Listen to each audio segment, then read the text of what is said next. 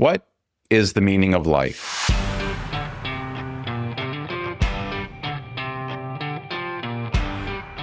It's a question many of us avoid. Too big, too abstract, too overwhelming. But for Julia Skupchenko, it became impossible for her to ignore.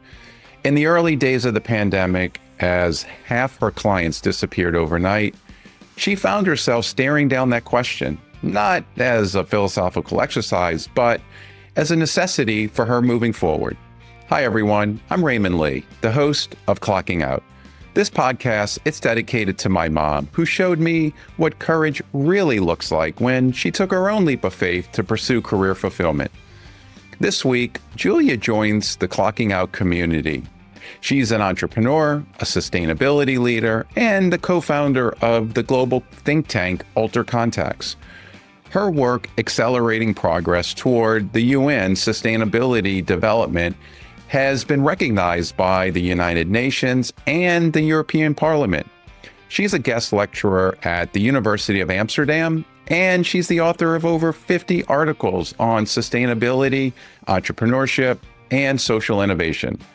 In our conversation, Julia shares how uncertainty shaped her path, why big questions lead to bold solutions, and how clocking out of one version of success opened the door to something far more meaningful. So, without further ado, please enjoy Julia Skupchenko and her clocking out journey. Hi, Julia. Welcome to the podcast. It's great to see you. Hi, Raymond. I'm very happy to be here. Thank you for inviting me. In preparation for the podcast today, I was watching your TEDx talk, and there was a couple of things that really struck me that I thought was interesting, and I want to sort of kick off our conversation here with a few things that you said from your TEDx talk. One thing that struck me was the impact that COVID had on your business, and for you, you shared it really put a perspective in the meaning of life and how important you have one opportunity to make the best of your life. And I think that I'm getting chills just talking about it, because when you said that, what is the meaning of life? It's such a big question that I think people ponder at moments throughout their life. In your TEDx talk early on, you talked about how COVID impacted your business. You lost over half your clients overnight, and it really put the perspective of what is the meaning of life. And over time, the other thing that you said was, behind every small business is a story. And I know a lot of the work that you're doing today is connected to entrepreneurs and social entrepreneurship, and I'm so eager to jump into that. But I am so excited to hear about your story, and I know it's fascinating, and your TEDx talk was sort of just scratching the surface for me, and so I'm just so delighted to have you here today and to share with our listeners your journey. It's super inspiring. Well, thank you very much. This is a strong start, and I'm very happy that I will have the chance to share the rest of that story. Like you said, it was just scratching the surface, because when you are limited with 10 minutes and you have to pack up your pivotal moment and everything that led up to it and everything that led out of it, it's a bit tricky to, it doesn't let you really get deep and really share with the people how it was in the making, which is probably the most interesting part. Yeah. Well, we're certainly going to unpack a lot of that here today, the meaning of life and really around bringing to life your story. And Julia, what I love to do for listeners is share a little bit of the origin story.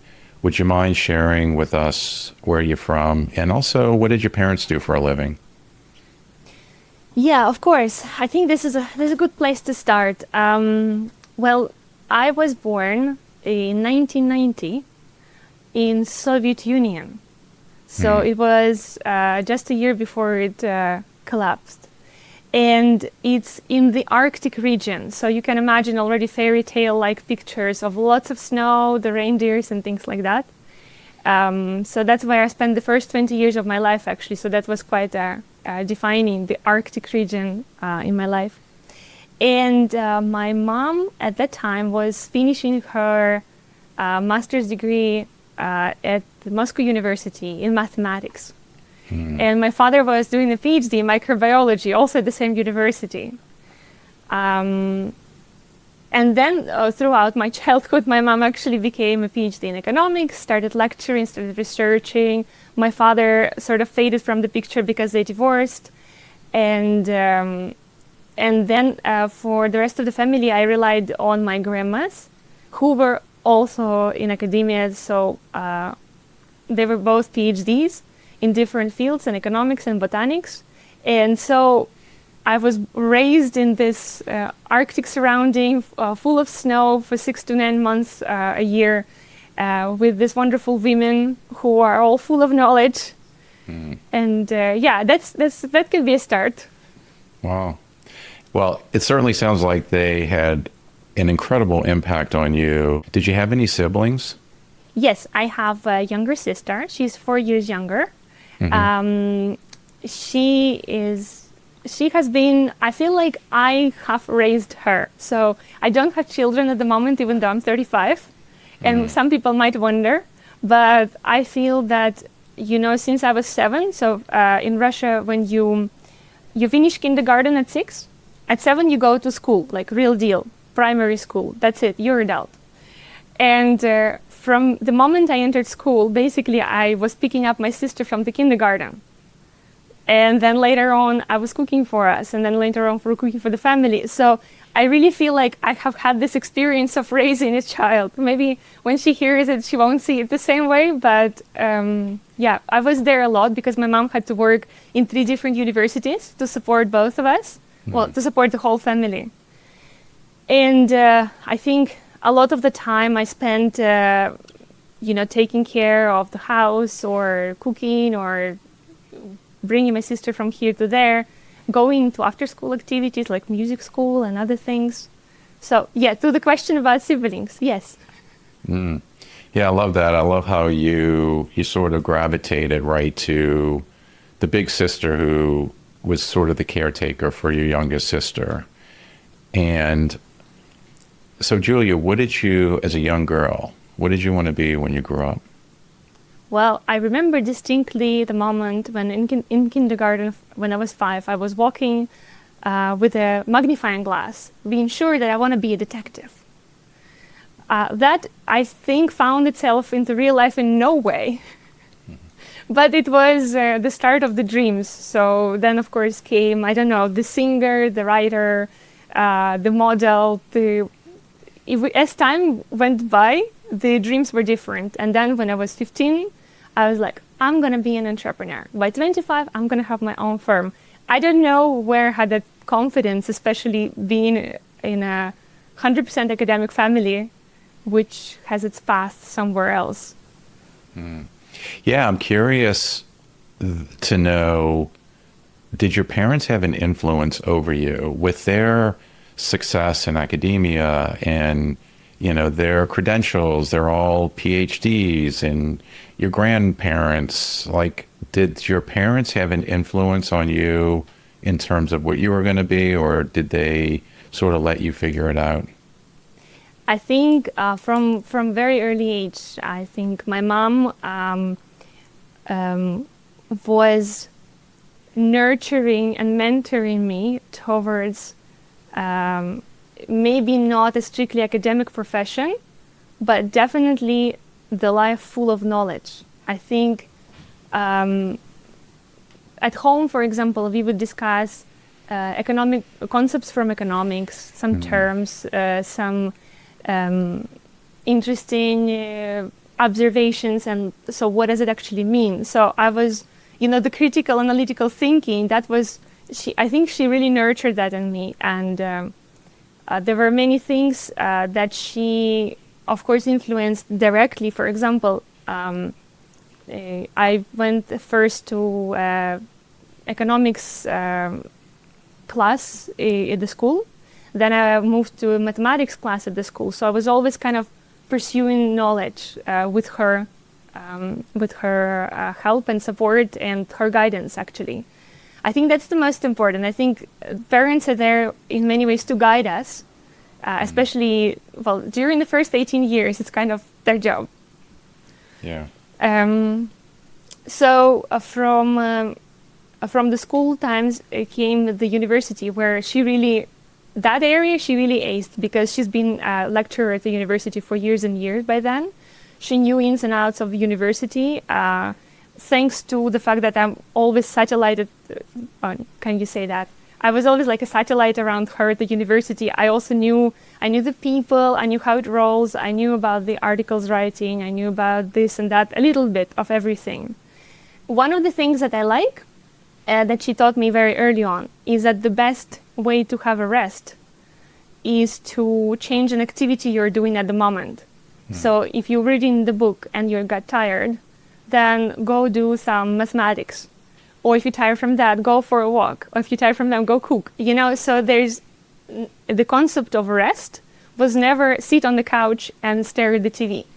And I think it's in those small details of our life, they're the building blocks of how we behave, of what we do day to day, is what builds us for the future. I love that. Your mom offers some incredible advice, because when I think about your desire to be an entrepreneur, you can't rest. You're always sort of thinking and pivoting from one thing to another. And so if you're working toward, one goal, and that goal is either working or you're wanting to, it's not working, you have to be able to pivot. And I think that's fantastic advice that your mom provided you, in terms of never getting too comfortable. Yeah, and never letting the time be wasted, because time is the most precious resource that we have as humans. And I think another thing that she was really strong about is about taking the opportunities. So, for example, there was a chance to go to an exhibition, and I was lazy and I didn't go. I was like, you missed your opportunity. That has been like a curse for me. The whole, I don't know, that has become a curse in my head. So coming out of the parental home, I was just maniac for taking every opportunity, because I was so afraid to miss my own, like the one that is mine. And I think one thing that I forgot to mention is that she was also teaching entrepreneurship at some point in her life, and my first entrepreneurial venture was thanks to her. I was 10 years old. It was kind of a model of the market, let's say, at one of the schools where she was teaching. Even though I was 10 and the other students were, like, say, 18, 19, I was still allowed to participate, and I had my little business, and I was, it doesn't really matter what the business was, but for the whole evening, I was an entrepreneur. I actually made profit, and I think that's how I got interested in the concept.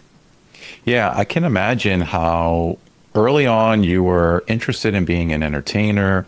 You had this desire to be in the arts, and as you sort of became more immersed into business and having these opportunities where your mom brought you into school and created, sort of these like little business things where you got a taste of what business was like and how you can make money as well as make a profit, that certainly, it sounds like it molded your vision of you doing it at a much bigger scale. And that's pretty exciting. Yeah, absolutely. That, and I think many other examples. I think that was something that she really was generous with. Different stories of possibilities of what we can pursue in life. She never really pushed for a specific direction. Although, of course, in academic direction, she could support the most. At what point did you leave Russia, and where'd you go to? Well, that, I think, in many respects, that's very much thanks to my mom, because she was basically mentoring me, like she was preparing me to the fact that I'm not going to remain in a small town all my life, because a small town you can come back to your favorite small town once you already left it, and you can bring something that you learned outside. My first experience was with the exchange programs. It was very hard to get into, so it took a lot of trying, but she was always there to say, keep trying, apply next year, apply next year, apply next year, until it happens, because nothing comes easy, really, in life, and you sometimes have to be persistent. And when I was 22, already an experienced traveler, because I already was doing it for 2 whole years. I was presenting my paper at a conference in Norway. I knew that there were industry representatives in the audience, and I just knew that it's my chance to make an impression and to land on some job opportunity. And on one side, it was the paper that I presented. On the other side, it was the evening entertainment, because in the evening they had the piano on stage and the microphone all set up and nobody there. And I said, may I just go up there and sing a couple of songs? I do love singing. I'm not a professional entertainer, but I did study. And I did a couple of songs. The people from Shell noticed me again, and that was a great reason for them to say, oh, let's talk about something. And then like, okay, would you like to do an internship with us in The Hague? That was the moment my life turned upside down. This is really the before and after in my whole life. Wow. Wow. So you said Shell was a company that was at this conference. Are you talking about Shell Oil? Yes, Royal Dutch Shell, based in The Hague, and with headquarters in The Hague, based there, and in many, many different countries. And what was your topic on? I was studying international relations, and I was studying precisely how resources and the situation around resources impacts the geopolitics, impacts the international relations. And at that time, the Arctic was very high on the agenda. And that was an Arctic conference. And there was a Shell Arctic team at the conference. So it all sort of came together. I knew about the oil and gas resources and international relations. They needed somebody to manage their stakeholders and do third-party advocacy, which at the time I did not know what it entails. I only knew a gist, but I was ready to learn anything that was necessary. I love this idea that you had to go entertain. It's almost like you were taking your dream of being an entertainer early on, and you were leveraging the two things that you were really good at. One is presenting. You were at the conference presenting a topic that you were a subject matter expert in. But the other thing was you saw this piano there and you knew how to play the piano, you knew how to sing. And so you said, I'm going to entertain everyone. And you did that. And it really made an impression on, it sounds like several companies there, one in particular, Shell Oil. They ended up making you an offer for an internship in the Netherlands, which ultimately, you said, turned your world upside down. You ended up moving from Russia to the Netherlands. How was it leaving home? Oh, well, so leaving home maybe would have been difficult if it wasn't for a few things. First of all, my mom left me on my own in charge when I was 18. So she first found a job in Moscow, and then she found a PhD position in Sweden. So the whole time that I was studying in my hometown, I actually was living on my own. My sister went with my mom, except for last year. So the family home was essentially already my home. And then it so happened that we had to let go of the apartment the same month that I was graduating from the university. And I was the one who had to actually let go of all the things that belong to our family in the last 20 years in that apartment. You can imagine you live with the family for 20 years in the same place. you have stuff. I'm not mentioning furniture because that's easy, but you have notes, trinkets, souvenirs, clothes, I don't know, memorabilia, everything. You have everything. And it just happened that I had to be the one who, like in 3 months, has to let it all go because we were not moving somewhere. We were just moving out. And so my move to the Netherlands for the first job came a couple of months after that experience, which was tremendously painful. And I had the notes of my late grandma to go through to see maybe there's something really valuable. I mean, as a memory, it's all valuable. And I remember sitting there crying, looking them over, having to like actually throw them away. But in a way that gave me freedom, you know, like I sort of had to rip myself out of the ground with the roots doing all this. But that also gave me freedom that I'm using now, that I'm traveling, I'm living abroad, for me, it's now very easy to change location where I have home. Yeah. I feel that I left my home when I was 30 and moved across country, and I can only imagine how hard that was, where, you know, this is a home where you were born, your parents ultimately over time got separated. It was you, your little sister, and your mom.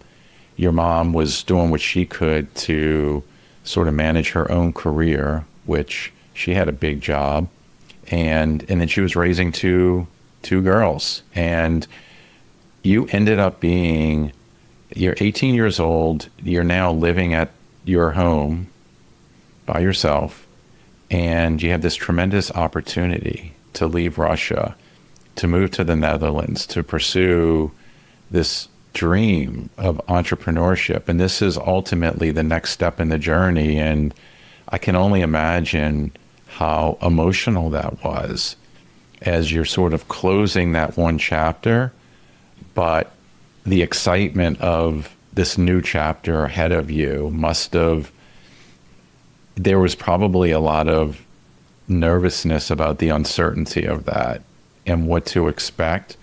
But at the same time, your mom did such an amazing job raising you that you probably had some comfort and some confidence that if she could do it, because she was traveling all over the world, you know, you probably thought to yourself, I can do this.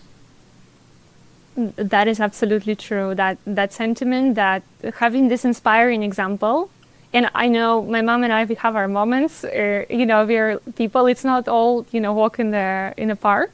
But in terms of really transcendental things, like important ones, the one that make impact on your life long term, she's such an inspiring example because she indeed moved country when it was not so fashionable as it is now. It seems like now everybody's moving everywhere all the time. Maybe I just communicate more with people who do that more often. But in my case, immigration process has been a big hurdle. Like the two mentors that I met, the two Shell representatives that became my mentors later on, they had to really fight for me. They made me an offer in January. They managed to go through HR process by May. I received a contract by DHL on my birthday. Somebody rings on my door and finally the contract arrives. It was the best present still up to this date. And then there were months of fighting with immigration to make a point that why are they bringing me? Why am I better than any other intern and other things, you know? So yeah, and uncertainties were plenty. But interesting. It is the first job. It is the first chance. It is something maybe in a way everybody has to go through the contractual procedures, right? Yeah. Otherwise, it's not a real thing. Yeah. Well, it's not just getting a job and starting. You're leaving your country. You're moving to another country in Europe.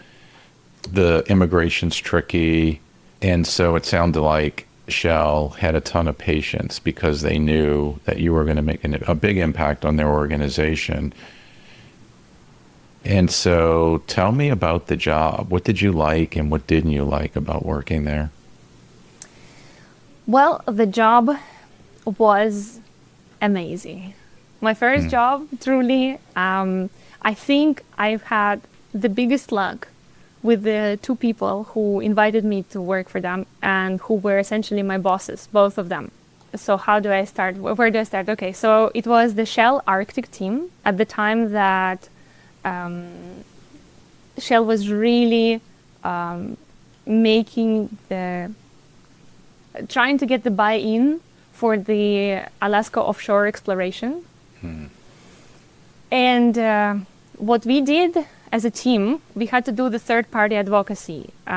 Basically, you meet with a representative of an environmental NGO. You describe to them the processes that we're using, the policies that we have in place, the strategy that we have. You tell them that we only have the good of the place at heart. We would meet with the environmental NGO, talk to them about what we do. If they say that they actually endorse us, support us, if they mention it outside, that's already a third-party advocacy. So when you got to the Netherlands, did you have to learn Dutch? In The Hague, at the time, one didn't need Dutch for practically anything because it's an extremely international town. It's full of diplomats, expats. The main language you can hear around is actually English. In the office, which is a headquarters, which brings together nationalities more than, I don't want to lie, like more than 50 nationalities at least. I think it's more. English is the primary language. So there was not the hurdle of learning Dutch, but there were other hurdles. My contract was only 3 months. And after that, the moment it ends, I had to leave the country. Wow. And that was the deal. I mean, we all knew. My bosses knew, I knew. Immigration office definitely knew because they put it in place. So what you're saying is Shell hired you to move to the Netherlands. You lived in The Hague. You worked for Shell on this Alaska project where you are helping them sort of figure out all the relations that are related to their expansion into Alaska. But you were only there for 3 months on an internship. So in a short period of time, you had to make the greatest amount of impact, knowing that at the end of the 3 months, ultimately your visa would expire and you'd have to move back to Russia. Yes. That was I think my hope was always that one way or another, I'll do a great job and I'll be offered a real job and I'll be offered to stay. And I did a great job because eventually they did bring me back. Not through the assessment, which, it didn't work out. But through yet another internship because the work that I've done, I was there in charge of the stakeholders database. So all the different entities and individuals that are related to the Arctic discourse in policy making, in decision making, in the media, they had to be all under control. Let's say all under the view, not under control. Obviously, that's impossible. Yeah. So if I understand this, you had to leave. You did have to go back to Russia. Yeah. And you had to find a place. You had to leave. That must have been hard, but they found a way to get you back for an extension. Yes, they did find a way to get me back. It was not for certain. There was at least a full month of, not the panic attacks, but like some uncontrollable crying on my side because my life has absolutely totally failed at that moment when I did not pass that assessment. Because I had such a strong responsibility for my family at the time. I felt like I was given an opportunity to move abroad, to get a real job abroad, to earn enough money to support both my mom and my sister.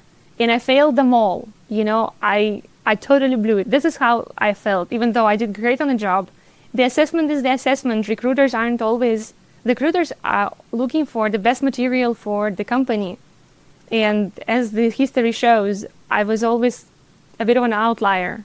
So they did their job. They said, you're not the material for us. And they were right. Wow. So there was at least a full month. Luckily, I had a dormitory. With my master's degree came a dormitory in my city, so I wasn't homeless, but I was in a dormitory with -40 outside, +40 inside, because I was living under a heater for the whole dormitory. And with all that, I was crying every day. It was a wonderful time in my life.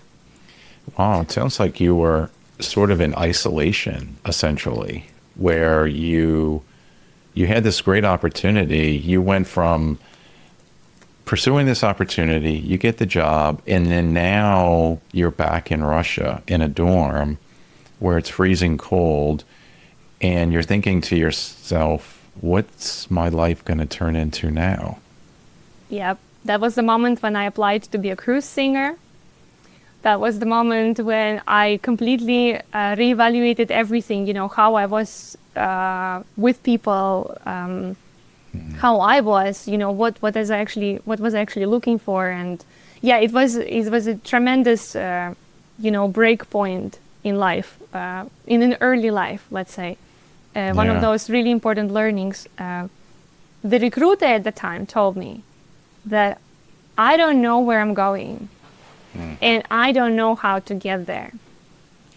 And I remember this quote to this day. And, for a 22-year-old who literally just made it to Europe, I think it's a bit of I don't know, maybe they had high expectations. Well, you have your mom and her tenacity to fall back on, because you weren't accepting defeat at this point in your life. You were 22 years old. You had this incredible experience, and you could only build from that. And so the setback of having to go back home was only temporary. And so what ended up happening? You were back, you got hired back to Shell, and you ended up moving back to The Hague?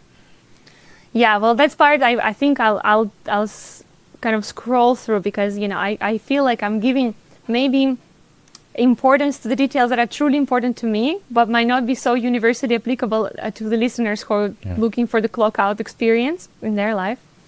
So what happened is my two wonderful mentors and the third one who joined them managed to get me for a longer contract. So they managed to get me back. And after that, they managed to get me yet another contract to really keep me for another year. However, that final year, because of the justification of why am I so unique and wonderful for the immigration services, they had to put me in a different team. And that changed everything. I have been praising, in a way, my mentors, because it was incredible experience. I was so lucky. I was working, one of them was a direct advisor on the Arctic to the CEO. I was his intern, so I was observing everything at a very, very high level. You have to, if you go through a normal route in a corporate, you have to work so many years before you get the realities of this life. I think that's what eventually helped me in my decision not to pursue the corporate ladder, because I already got a glimpse of what it's like. And then that second team was a bigger team, a much smaller budget, very different management style from both people who were there. And eventually, when they offered me another contract, I said that maybe no. Wow. So this new and second opportunity, you ended up in a different role, supporting different leaders, and it really opened your eyes up to the possibility. And so it sounds like it was almost a blessing that you had sort of a break in the work, because when you came back, you had a new opportunity. It opened your eyes of what you wanted versus what you didn't want. It gave you a lot of clarity of what's next. And ultimately, you ended up deciding to move on. Well, I don't know. I think maybe I scrolled through a bit too much. I think there was at least, I spoke with at least 100 people at Shell in the offices. Like the office in The Hague hosts approximately 3,000 employees. And so I had a coffee with at least 100 of them within the culture. It was good to have coffees with each other to network, to know what projects are happening, to know how to support each other professionally. And I spoke with all of them about their career choice. How did they come to Shell? What was their path in the company? Why did they decide to stay, and different things. And 90% of them referred to the company work as a golden cage. Not something that truly fulfills them, but it's so hard to walk away from once you have it. The pay, the status, the families that were already brought to The Hague, and that got me thinking about. It was kind of an advice, right? Because majority of them said, look around before you settle for this track. For them, it was settling. For me, at the time, I was like, "Are you crazy? This is an amazing job. This is an opportunity of a lifetime." Coming from a small town in Russia, so the first cumulative year I spent in this exploration of the company, of different people, different journeys, with the two amazing bosses. And then the second year I spent with two quite hierarchical bosses who didn't believe in me as much, which made it that much easier for me to say no when they offered me an extension. Because at the end of the day, what the second contract got me doing is sitting at my desk all day. And that certainly wasn't, using all my potential. Wow. You said something earlier. You referred to Shell as the golden cage. And there's so many sort of labels that corporate has in terms of you being trapped. And it's sort of like you get there, you start to get comfortable, you find the work that is meaningful for you, you're making a contribution, but over time you get stuck, and you get the pay, you get the benefits, you get the job, the brand of the company that you're working for, and all. It's sort of like your identity starts to take shape. And it was already like the second time that you went there, your identity as international relations with Shell started to formulate this kind of like you're now as part of the golden cage. And you said to yourself, I don't want to be in the cage any longer. I don't want to sit at my desk and stare at a computer. This isn't the life that I am creating for myself. And so you broke free. Yeah, I think that is exactly what happened. In a way, frankly, maybe I sound a bit spoiled now, but even the deal was not that good because I was a contractor. It's not an employment. It's not that they pay for everything. You really just get the salary every month, and that's about it. And but this notion that from now on I'll be sitting in front of the screen, filling up spreadsheets for people who don't believe. The second team didn't. The second boss, the second team, they didn't really trust that I will do a good job for them. And it was pure coincidence. You really, it can happen to anybody. We all end up with different bosses along the way when we are in employment, right? They can be wonderful. They can be our biggest enemy. They can be anything. And so before that, I was an extremely active participant, of the Shell networking whole thing. Everybody knew me. Everybody saw me. I spoke to everybody. I knew what's happening here, there. My bosses, my mentors took me on travel, even to Alaska, to Norway, to UK, for all these different conferences I get to present. And suddenly I'm really in front of the desktop all day long. And that's all I'm trusted with. And before that, I was an extremely active student. I have like over 100 conferences just before finishing university. So I think it was not for the sake of wanting attention. It was for the sake of wanting to find out what else is out there in life, in work, in it's just the driving, like the tenacity, the driver, the thirst for knowledge, the thirst for healthy adventure, healthy professional adventure. What else is out there? What else can I conquer? Can I conquer this hill or this mountain? And then suddenly you're there. I never felt about myself as little as I felt that year with those two hierarchical bosses that really trusted me only with the Excel spreadsheets. And that was the biggest call in my head, that like, wait a second, this isn't me speaking. This is some sort of ghost that walks around my head and like telling me that I'm not worthy. And actually that's echo from the new management. And I think we've all experienced that, especially early on in the career. But I don't know how many people actually decide, you know what, they can't judge me they can judge me because they don't know enough about me. They don't give me opportunity to do anything for them. Therefore, how can they know me and how can they judge me? At least evaluate me on the basis of my professional performance. Give me a chance. And I think that was the main thing. Like, I really didn't feel like I was given even a chance to prove that I'm worthy of something for them. And then I thought, it's time.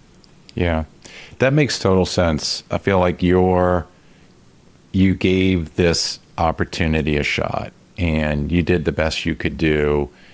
And in order for you to really shine and excel, it was time for you to lean into entrepreneurship and really pursue your own thing. I'm curious, Julia, so what was the first entrepreneurial venture that you launched? And you're smiling here because it's like, all right, I'm ready to talk about this. But yes, I'm smiling because it is actually quite funny, the choice of the entrepreneurial direction. It was based on what can I do? What are my skills? What can I do? And I speak Russian and I speak English and maybe translating. However, I don't have education in translation. And if I'm not a notarized translator, so again, I'm looking at it back retrospectively now thinking, what was I thinking? Like, as you can imagine, that did not last long. So I had that translating business for about 6 months. It didn't yield to anything, except that I used all my time, literally every minute, to learn. I did every course you can imagine on entrepreneurship, marketing, branding, every single aspect. How do you sell? How do you find your customer? Everything. Everything I was able to lend my hands on online for free. Every single PDF book, courses on YouTube, which at the time were not so proliferate as they are now. And that was the biggest, there were two biggest advantages from this journey. I didn't sell anything, which was great learning, because I was building the business around what I can do, not what the customer needs. And that taught me the biggest lesson of business, obviously. And the second was I had the time to study. I really learned everything. I had notes, this much paper with notes, it's approximately, hundreds of pages, written text of like what I noted about like branding and marketing and things like that. So, and another achievement from that part was that I thought, if I make a video go viral with my translation, maybe that will bring me customers. I made a video go viral, so I have a video on YouTube that has more than 1.5 million views, with a translation for Let It Go that I did myself and was sung by my friend, jazz singer. But that all was, again, it kind of combined my love for entertainment and crafts and arts with their business acumen, but I was still finding my path. You can't just walk away from a corporate office where everything is figured out for you. All the services are in place. You don't need to worry about literally anything, in terms of support systems. You just need to do your job. And when you come out and you're like, wow, I'm an entrepreneur, I have to do all the support functions from admin to everything else. to the actual job, which is at the time was translating you. So that taught me a lot. I love how you chose the song "Let It Go" because it's in one viral video can create a market. It can create a product. It can put a product on the map. But it almost feels like you were going through this transition of figuring out your new identity from you left Russia, you joined Shell, you did 2 jobs there, you had a ton of experience, and now you're immersing yourself in learning everything that you can about entrepreneurship. And the song that you chose is Let It Go. Like essentially you're letting go of the past and you're really leaning into this new identity, which is an entrepreneur. And you launched a business. It didn't work out so great. But then you became a business advisor at some point. How did that come about? Yeah, it was. There was a part before that made me, let's say, into a successful entrepreneur.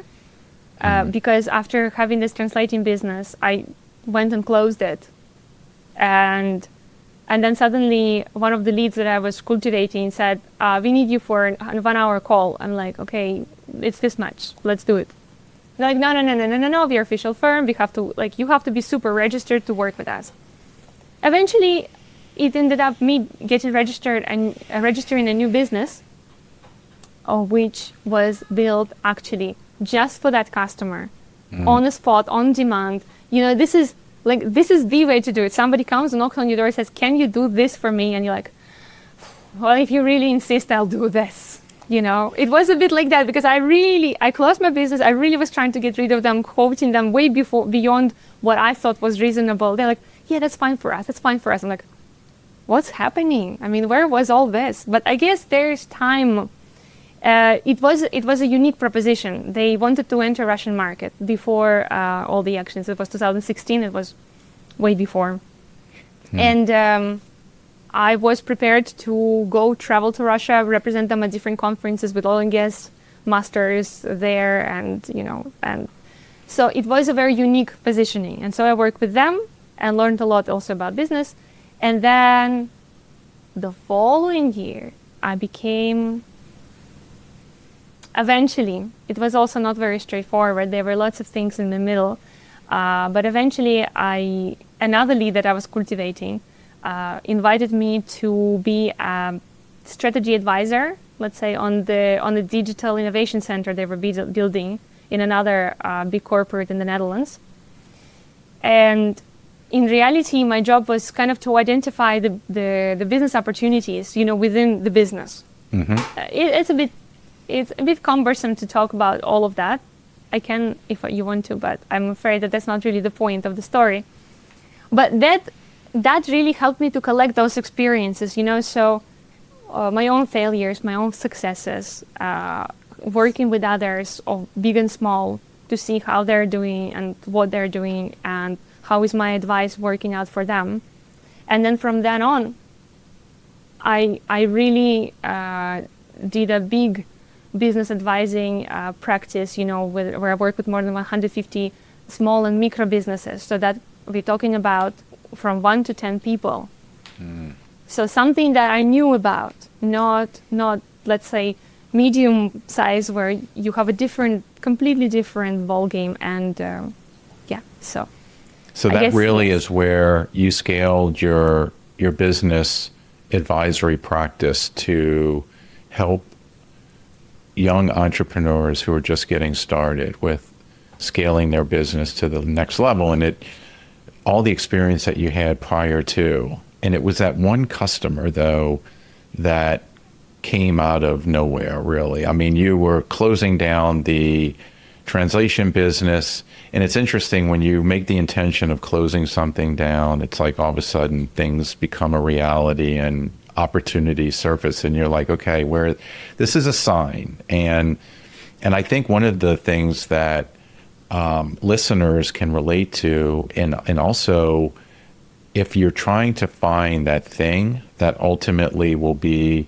the catalyst that helps introduce a new idea. In your particular case, it was one opportunity as you were closing the translation business that ultimately became your first client of your business advisory practice, that over time sort of evolved to be focused on these, kind of early stage entrepreneurs. But I think the learning lesson here is that you have to be open to opportunities, whether you think it's the right opportunity or not, because it's a journey and you're going to move and pivot and grow and learn and adapt. And I think that in that case, that's what you ultimately did. Absolutely. And often enough, it's the timing for us, like for each person, the timing has to be right. Once we've learned a certain amount of things internally, like internalized our experiences, and then something happened because we are kind of ready for it. Yeah. I think that's so well said. So you're growing this business, and I want to share the story of how you've grown the business and then ultimately was impacted by the pandemic. Well, from this one successful customer, we worked for 1 year. And then again, like in many entrepreneurial lives, there was like half a year, or maybe a year almost of no customers. And this other customer showed up. We worked with the big corporate and the digital innovation center together. And that person is now my co-founder. So that gig that I did with the corporate was when we met.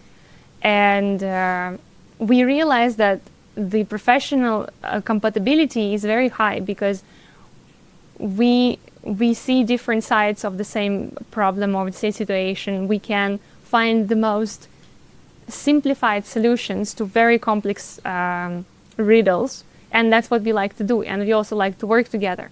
So eventually we said, you know what? This is our chance to make the world better. My contract was ending, his contract was ending there, and we said, what, instead of making it longer, let's set up an alternative entity. And that's how the think tank AlterContacts was born in 2019. And that is the pin of our organization. I'm always very proud to wear it. It was born completely from zero, from scratch, with amazing intentions, with really good intentions. But originally it was like a business advisory, using his knowledge in corporate and digital and innovation, using my knowledge in business. And we thought, we're going to get lots of corporate clients. We're going to be giving workshops and things like that. And probably for the best, we had a few really big clients like European Investment Bank and Intesa San Paulo and things like that. But then probably for the best for us, for our personal development, the pandemic happened. And that changed everything. That was the second time when my life was split in before and after. Because none of the things we were designing and were selling at the time, the services would work anymore. And that was pretty obvious, when your customers all cancel in one night.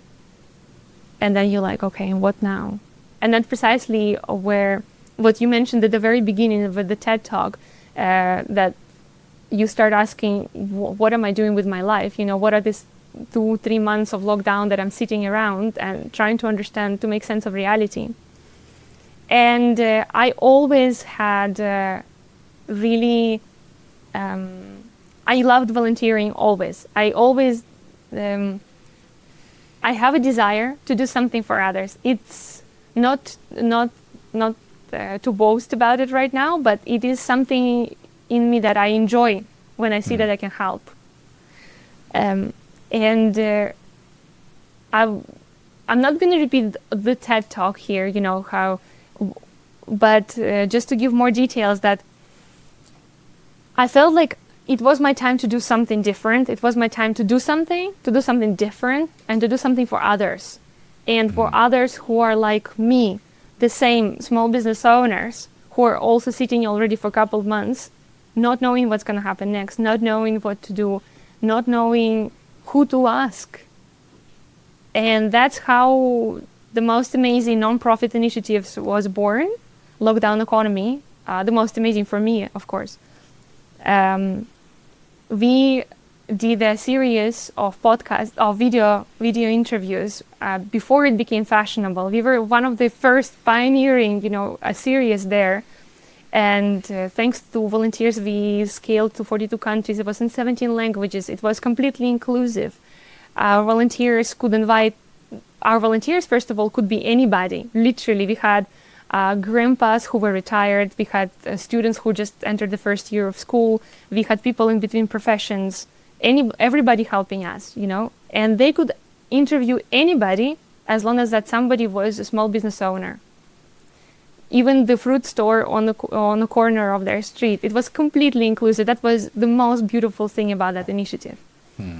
And that defined everything about our organization as it is now. The non-profit spirit, the inclusivity, the flatness, because we were all in it together. It was hundreds of volunteers. It was me and my business partner running the whole thing. It was incredibly difficult. It was wonderfully inspiring. And it put us on a map, essentially without intention. It was not the point. The point was to help, but essentially it put us on a map.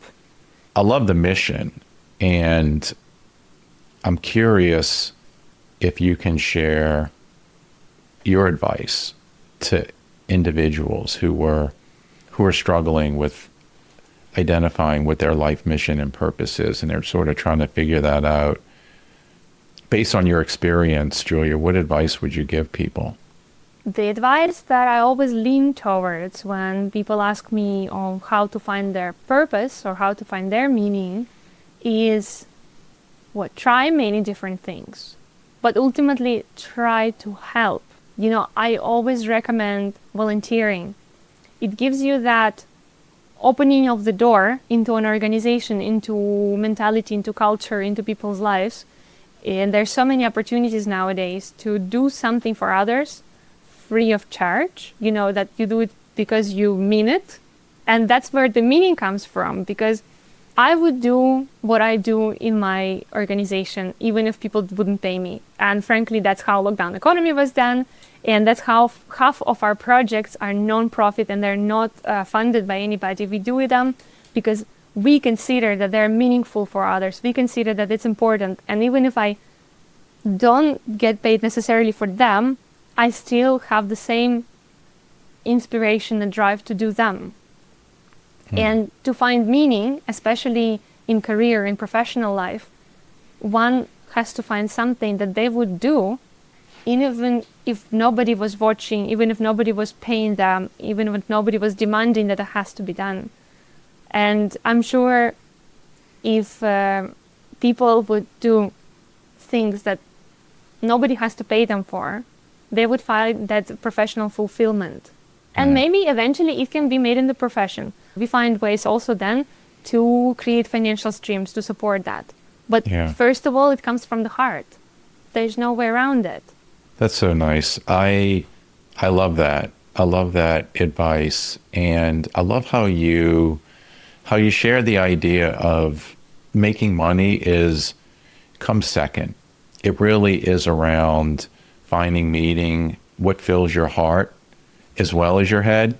And I think that a lot of people who are in that situation where they're trying to find meaning, and let's say they're working in a job, like you were working at Shell, I feel like if you take the time and make some investments in yourself, like you did with learning entrepreneurship, even while you're working, and you start to develop yourself, but then also you start volunteering your time in things that really make you happy, make you fulfilled, then ultimately opportunities will open up. And then it allows you to decide when is it time to make that leap. And I really love that advice. Well, Julia, it has been an absolute pleasure having this conversation. And I know that your mom is incredibly proud of the work that you're doing. I can only imagine how proud she is. We're going to have all your information in our notes for those who are interested in booking an appointment and connecting with you. We'll have that for them. And yeah, really enjoyed our conversation today. Well, thank you very much, Raymond. I really appreciate the invitation, your time today, and I really hope that the listeners who joined this podcast learn something for themselves and, believe in yourself. That's my message to the listeners, I guess. Believe in yourself. Be the first one to believe in yourself. Don't delegate that to anybody. You're your biggest fan. And don't settle. Don't settle for less. There's always something behind that magic door in front of you. Maybe it's not straightforward, but if you don't settle for less, you might actually find the magic door for you. Oh my gosh, I love that. What a great way to wrap things up here. Don't settle, and dream big. Dream big. Well, Julia, thank you so much, and thanks everyone for listening. Until next time. Hello, everyone. It's Raymond again here. I want to take a moment to say a special thanks to our sponsor, Career Minds.